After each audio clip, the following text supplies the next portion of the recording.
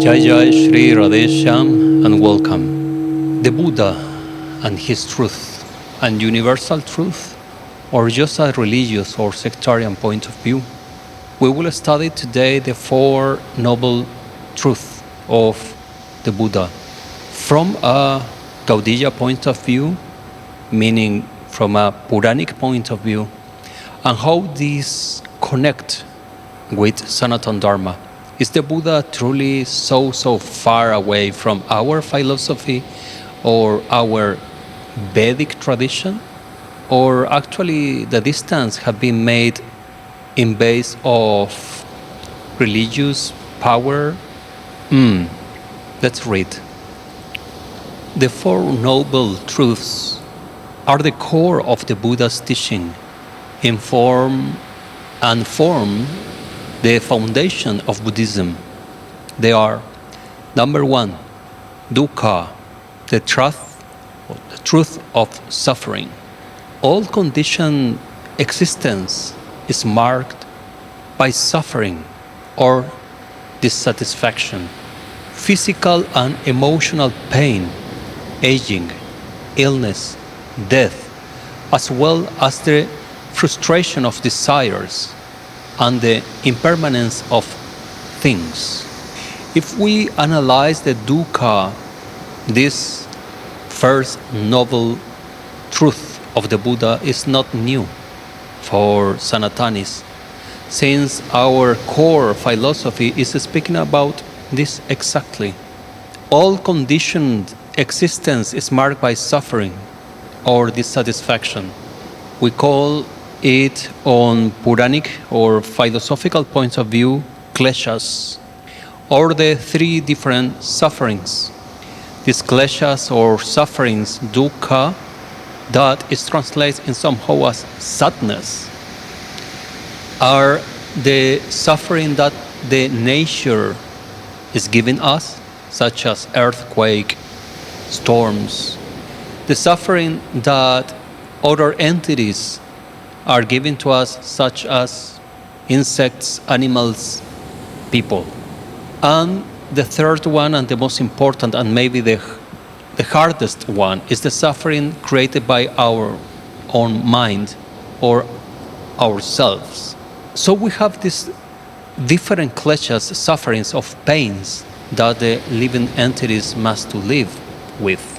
There is understanding this, we realize that this, at least first truth of the Buddha, is nothing new to discover, because this has been explained and studied by our sages. By the way, I am not doing a competition against the Buddha. I have full respect for the Buddha and the Buddhism, for the honest Buddhists, even if they are not followers of the Sanatana Dharma or Vedic philosophy to say. But what I want to show is that there is not a big difference between this and that in terms of the core values. The second noble truth is samudaya, the truth of the origin of the suffering.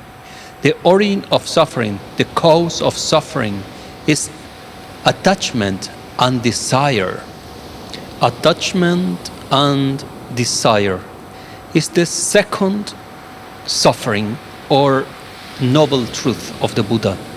The cause of suffering is attachment and desire, which arise from ignorance, avidya.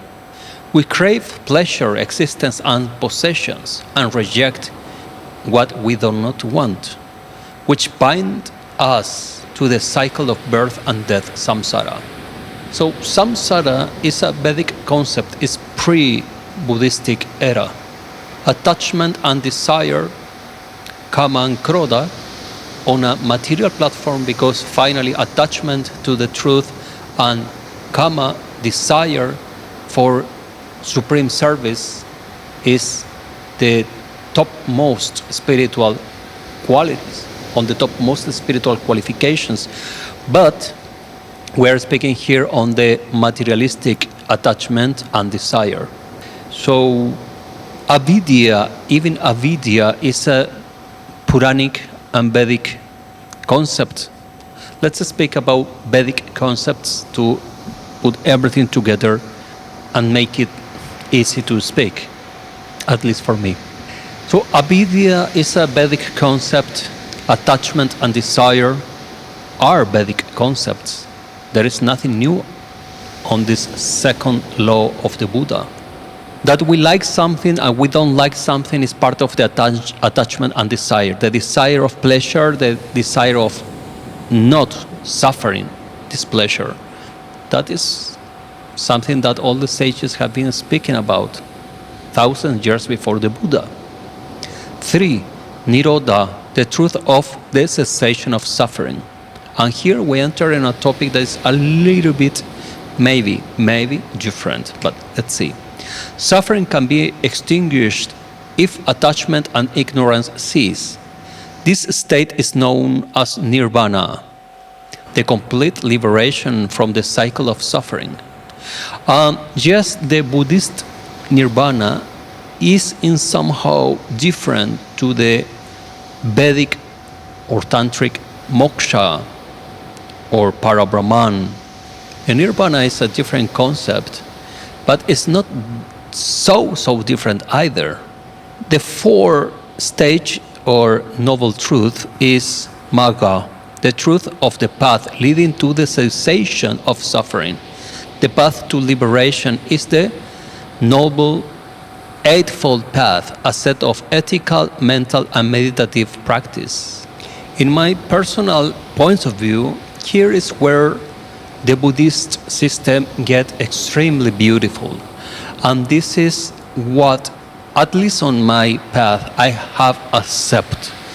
These 8 anga or arms of the path to perfection. We will speak about perfection, not nirvana, but perfection, because perfection will lead you to your final destination, to your goal.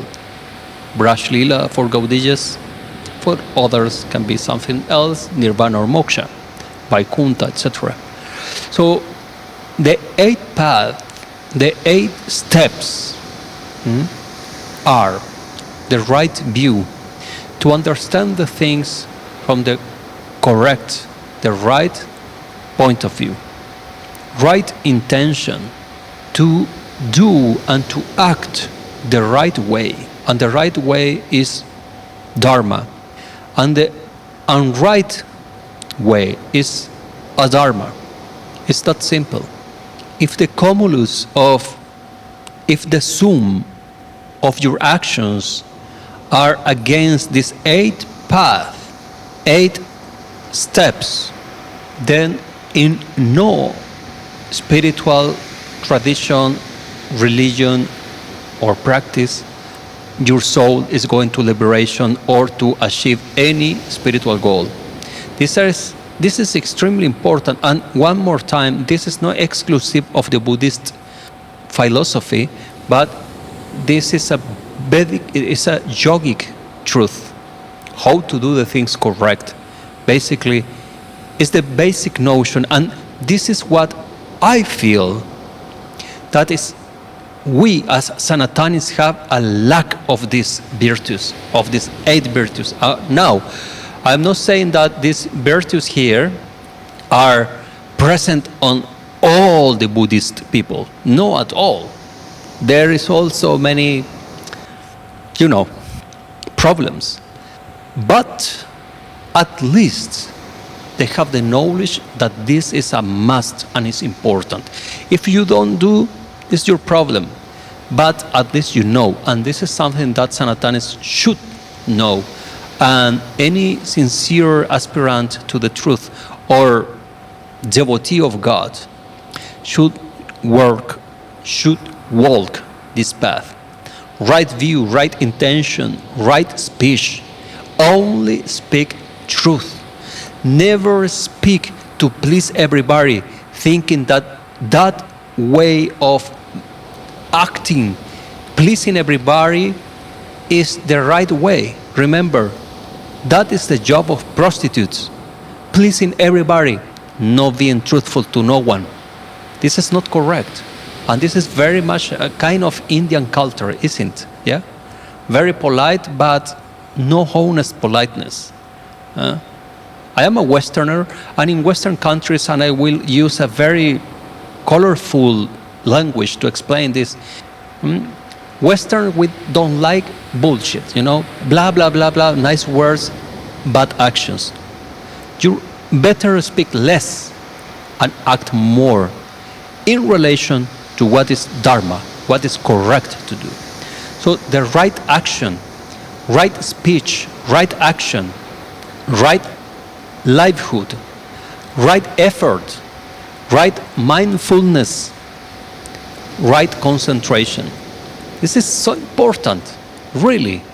Is anybody who believes that this is not important in the spiritual path? After walking long and seeing so much things, I came to the conclusion that this eightfold path of the Buddhism is a universal truth. This truth is for every single living entity, counting the devas. And this is the truth that is kind of the extract of the Dharma and the Paradharma. Without right view, right intention, right speech, right action, right livelihood, right effort, right mindfulness, right concentration, you will not get anything. And sadly, I must to say, sadly, is what I see. These 8 points we have here. These 8 points are exactly what is not happening. That's why the things are like that, or like this, as you wish. By holding the right view, we are seeing the truth. The right intention, we are walking and acting in the true path. That is Dharma. The right speech, not glorify just because, not speak bullshit, not lie in order to save myself or to please somebody.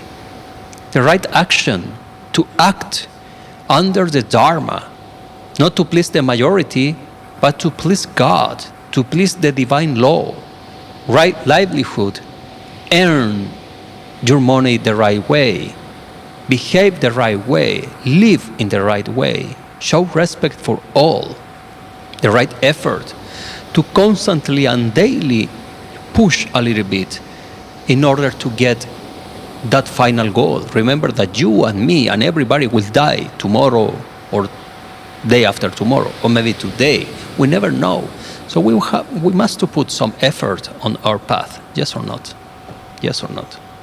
Just by doing puja and leaving some donations, you are gaining absolutely nothing. The only gain that you get with that is mental peace. But mental peace is material peace. It is not helping. Go and give 1 lakh donation, whatever you like. But this is not helping. And many people is on the idea that big donation and this kind of thing will clean up your karma. Actually not. Actually not. This is bullshit. This is big. Your karma is cleaned up out of your sadhana, your own practice. You have no practice or time for practice because you are very busy businessman. Then don't think about spirituality or karma cleaning by giving some money donation. No. You can help, yes, and that is nice to help others, mainly the ones who are not in power of money. They don't have money and like sadhus. This is very good. Or organizations who are trying to do some good in life. Yeah? But far from that, you are not doing anything. By donations, you are not winning the land of God, the heaven. You are not winning Braj Lila Vrindavan. You are not winning the favor and the love of Nitai Gauranga. You are not winning absolutely anything with that. It's just mental peace in your mind, or not in your mind, but I am speaking about generic. In the mind of people, to give this kind of donation and sheep worship is only a mental peace that you think, I am doing something at least. Nothing you are doing, brother. Nothing is done with that. We have to support our temples, yes, we have to support our temples and our sadhus, yes, that's great. but it will not give me no liberation, no Vaikuntha, no Brajlila, no nothing. This is helping. That's all. With exception if you are in Karma Kanda, but also, well, it's a very extensive thing. Yeah? From where the money is coming, this money for helping, is for avoiding taxes? I don't know, something strange. Right mindfulness. So to clean up your mind, to clean up your heart, to think is to do, and to do is Dharma. If your mind is in the correct place, in the correct path, then all your actions will be spiritual progress. Now, yes, this video will be watched by 10 or 20 people from the millions in YouTube and in social media. I'm not speaking for the masses. You know, the masses are masses. They will never go out of this jail, of this samsara. I'm speaking for the right ones who are really open and up to progress. And the right concentration is the final point, the final step. The right concentration is what we have to achieve. Concentration, for example, in Gaudiya Vaishnavism, we have the instruction of Sri Gauranga Mahaprabhu. Concentration is Japo Hare Krishna Hare Ram, Hare Krishna Mahamantra Japa with a prescribed number. This is concentration. You concentrate in your sadhana. I have this time for sadhana, this is meditation time, this is japa time, this is kirtan time, this is my lecture time, my reading time, this is my introspection time. This is concentration. And concentrate, not that one day I do 3 Govardhan Parikram and the next day I'm smoking cigarettes and I doing whatever stupid things, you know. No, concentration. I concentrate on my spiritual progress. Maybe I have to work, yeah. This work must be sustained somehow, and nowadays this way of making it is making money. And okay, that is totally acceptable.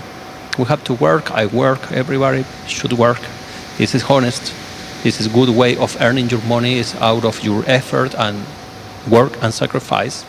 Now we can smoke smart, yes, but still we must do something to sustain ourselves. This is honesty, and not to abuse or to exploit others. That is not correct. That is the way of asuras and demons. But the sadhaka, no. Sadhaka is no asura, no demon. Sadhaka is humble, trinadapi sunishana, and earn by the effort and live out of that on the correct way. Oh, give me donation for the deity, for the deities, for the deities. New car. That is not honest. That is not honest. So to have the right concentration, to concentrate on the right thing also, we can say, what is our goal, what is our meaning of life, in what I concentrate the energy of my days, where my mind is, where is my goal. This is important to truly understand and accept. For Buddhists, for Sanatanis, for Shaivas, for Shaktas, for Gaudiyas, for Vaishnavas, for everybody, this 8th path is the real deal. How you can see that the things are right or wrong. Simple. Check under the shadow of or the light of these 8 steps and you will realize so many things. But you must start by yourself. There is no change in the world. There is no change outside if it does not start from your heart, from your mind, from inside. I hope this helped. Mahavira Ramana ki jai, Jai Nitya Jai Gaur, Jai Jai Sri Radheshyam.